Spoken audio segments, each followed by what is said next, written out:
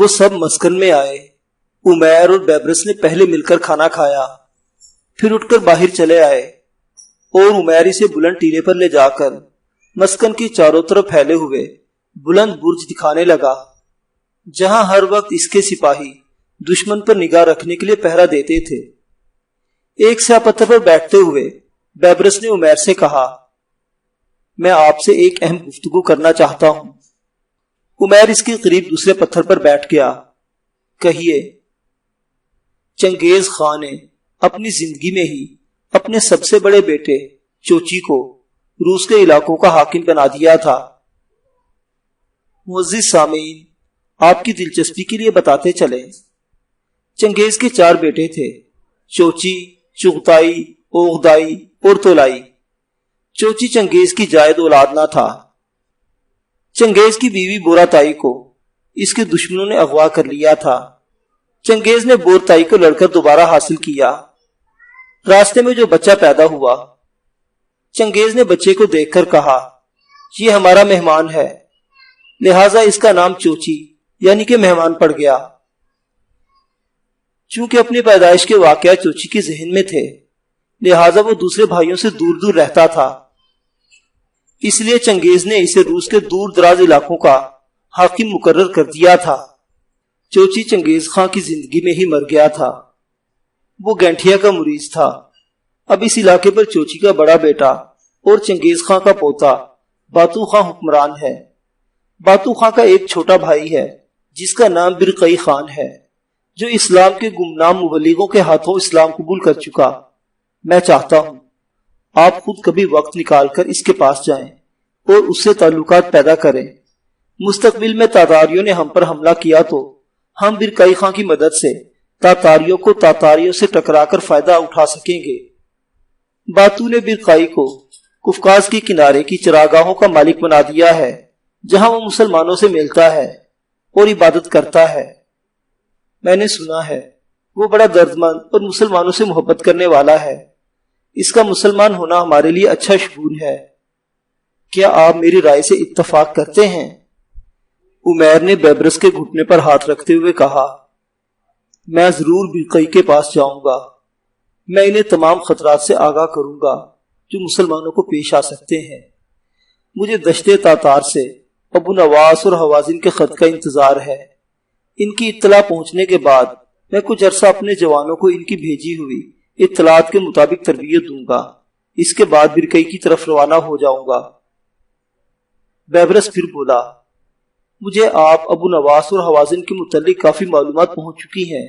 میں یہ بھی جانتا ہوں کہ آپ تینوں بخارا کے رہنے والے ہیں اور کس قدر مظالم کے تحت آپ لوگ وہاں سے بھاگے تھے۔ بیبرس کی آواز بھاری ہو گئی۔ میرے حالات بھی تم تینوں سے مختلف نہیں ہیں۔ میرے بھی ماں باپ تاتاریوں کے ہاتھوں قتل ہوئے تھے اور میں زبردستی تاتاریوں کی فوج میں بھرتی کر لیا گیا تھا۔ بعد ازاں مجھے غلام بنا کر وینس کے بردہ فروشوں کے ہاتھوں فروخت ہوا۔ انہوں نے مجھے دمشق میں لا کر 400 روپے میں بیچ دیا۔ جس شخص نے مجھے خریدا، اس نے اس وجہ سے مجھے قبول نہ کیا کہ میری ایک آنکھ خراب ہے۔ پھر مجھے ایک ترک امیر نے اپنا غلام بنا لیا اور اس کے بعد مصری فوج میں شامل ہو گیا۔ میدان جنگ اور بردہ فروشوں کے بازاروں کا فارغ التحصیل ہوں۔ عربی، یونانی، ترکی، حتیٰ کہ تاتاریوں کی زبان پر بھی عبور رکھتا ہوں۔ اپنے لیے خود جاسوسی کرتا ہوں۔ آپ پہلے شخص ہیں جس سے میں اس قدر قریب ہوا ہوں۔ میں نے سن رکھا ہے آپ ابو نواس اور حوازن بھی کافی زبانوں پر عبور رکھتے ہیں۔ ہم تینوں عربی، ترکی اور تاتاریوں کی زبانوں پر پوری طرح دسترس رکھتے ہیں اور یہ زبانیں میرے باپ نے ہمیں سکھائی تھی۔ عمیر ایک دم خاموش ہو گیا۔ ایک سوار اس برج کی طرف سے اپنا گھوڑا دوڑاتا ہوا آ رہا تھا، جس برج پر جاسوسی کرنے والے کبوتر آ کر اترا کرتے تھے۔ وہ سوار عمیر اور بیبرس کے قریب آ کر رکا، گھوڑے سے اترا اور عمیر کے قریب ہوتا ہوا بولا، میرے آقا، صلیبی نائٹ 5000 لشکر کے ساتھ ہم پر حملہ آور ہو رہے ہیں۔ مغرب کی طرف ہماری آخری بستی سے وہ ابھی 10 میل دور ہیں۔ عمیر نے غراتے ہوئے پوچھا، وہ حملے کی وجہ کیا بتاتے ہیں؟ ان کی کچھ لڑکیاں شاید فدائین اٹھا کر لے گئے تھے۔ انہوں نے ہم پر شک کیا اور ہماری آخری بستی میں ان کے 10 سپاہی داخل ہوئے اور وہاں سے انہوں نے مسلمان لڑکیوں کو اٹھا کر لے جانا چاہا، لہٰذا ہمارے محافظوں نے انہیں قتل کر دیا۔ اب ان کا لشکر انتقام لینے کے لیے آ رہا ہے۔ جس جاسوس نے خبر بھیجی ہے صلیبی لشکر کے ساتھ ساتھ سفر کر رہا ہے۔ پھر اس نے ایک کاغذ عمیر کی طرف بڑھا دیا، یہ اس جاسوس کا خط ہے۔ عمیر خط پڑھنے لگا، بیبرس بھی کھڑا ہو گیا اور اپنی نگاہیں خط کی کاغذ کی تحریر پر پھیر دی۔ خط پڑھنے کے بعد عمیر نے طے کر کے اسے سپاہی کو لوٹا دیا، پھر اپنے دونوں ہاتھ کے گرد جمائے اور بلند آواز میں چلاتے ہوئے پکارا، الصاعقہ۔ پہاڑی قلعے کے چاروں طرف بنے ہوئے بلند برجوں پر پہرا دینے والے سپاہی عمیر کی آواز کے جواب میں زور زور سے پکارنے لگے، الصاعقہ، الصاعقہ۔ قلعے میں ان سپاہیوں کی آوازیں اپنی بلند بازگشت کے ساتھ گونج اٹھی تھی۔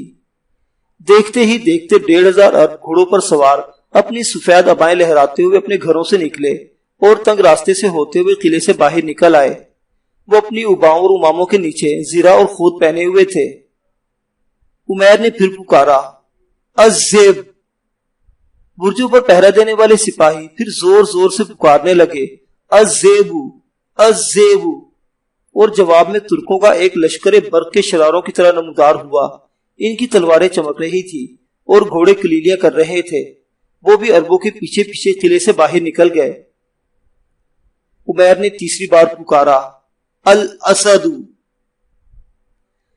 پہرا دینے والے سپاہیوں کی آوازیں پھر بلند ہوئی اور 1000 بربری لشکر غراتا ہوا نمودار ہوا اور عقاب کی طرح جھپٹتا ہوا ترکوں کے پیچھے قلعے سے باہر نکل گیا۔ اس کے بعد شیبان کی سرکردگی میں جراحوں کا دستہ نکلا جو عربوں، ترکوں اور بربروں پر مشتمل تھا۔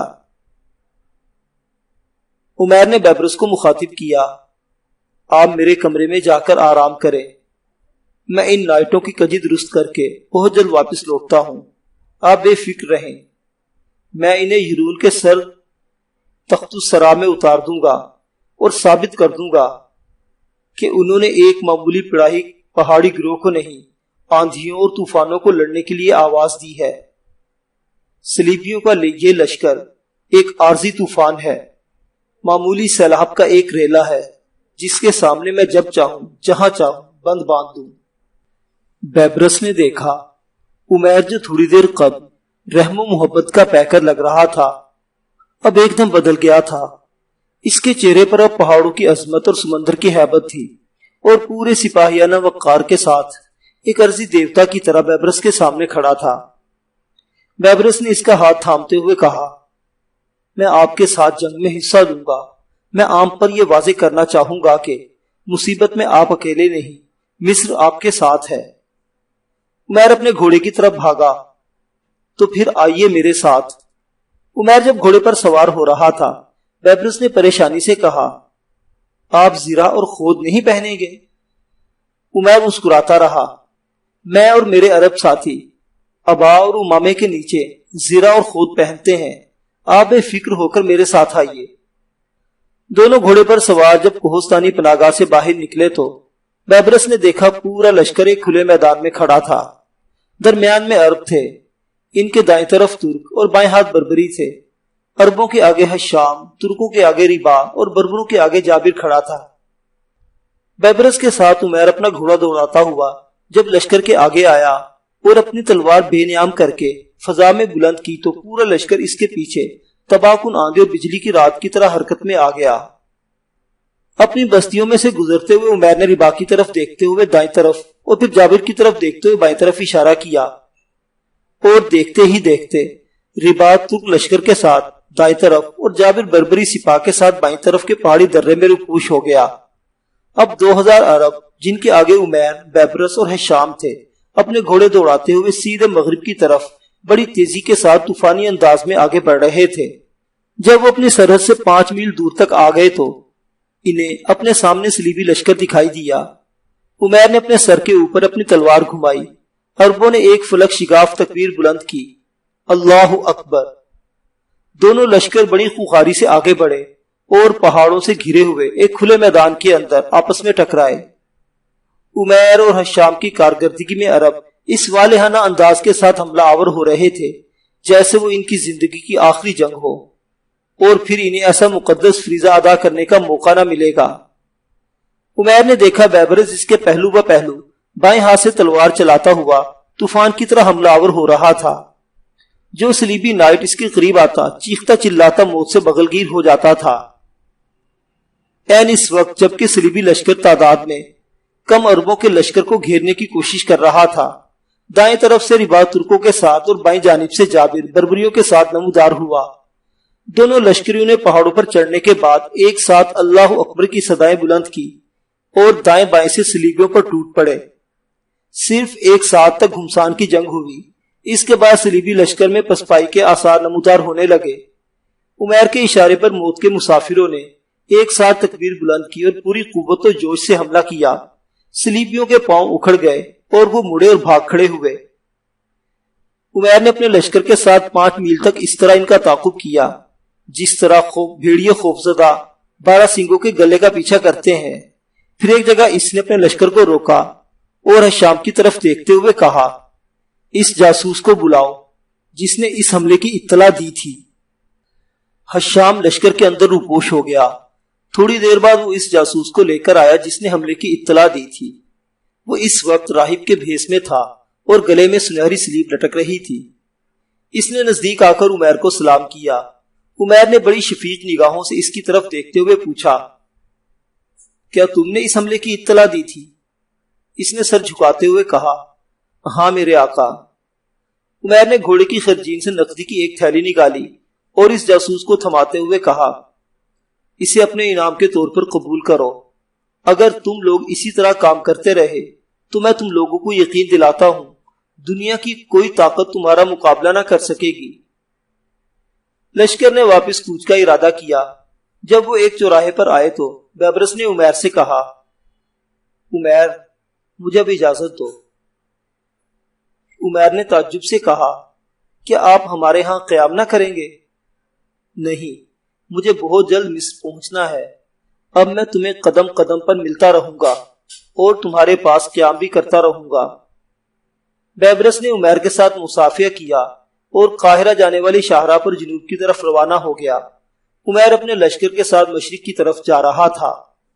دوستو، کہانی ابھی جاری ہے۔ ہمارے چینل کو سبسکرائب کر لیں تاکہ آپ کا اور ہمارا رابطہ بحال رہے۔ ناولستان، اسلامی اور تاریخی کہانیوں کا مرکز۔